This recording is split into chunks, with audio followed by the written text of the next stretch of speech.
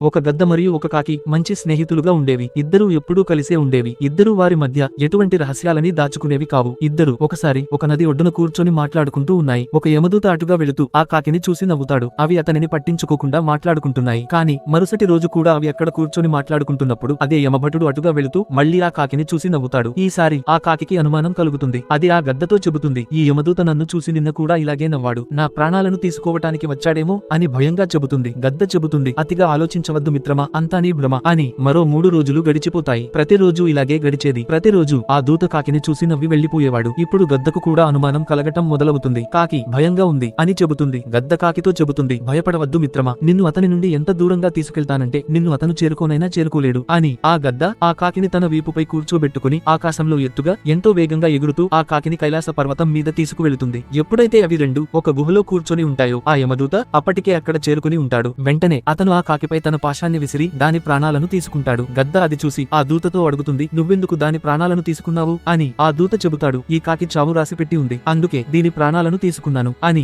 ఆ గద్ద అడుగుతుంది, నువ్వెందుకు ఆ అడవిలో దానిని చూసి నవ్వేవాడివి, అప్పుడే దాని ప్రాణాలను తీసుకోవచ్చు కదా అని. ఆ దూత బదులిస్తాడు, ఈ కాకి చావు ఈ పర్వతం పైనే రాసిపెట్టి ఉంది, కానీ దీనిని చూసి నాకు ఆశ్చర్యంగా అనిపించేది. ఇంత చిన్న రెక్కలు కలిగిన పక్షి ఇంత వేగంగా ఇంత దూరం ఎలా ఎగురుకుంటూ రాగలదు అని. అందుకే నవ్వుకునేవాడిని. కానీ ఆశ్చర్యకరమైన విషయం ఏమిటంటే దీని ప్రాణ స్నేహితుడివైన నువ్వే దీన్ని ఇక్కడ చేర్చటానికి సాయపడ్డావు అని చెబుతాడు. కాబట్టి ఎంత ప్రయత్నించినా మృత్యువును ఎవ్వరూ తప్పించుకోలేరు, దానిని మనం స్వీకరించి తీరాలి.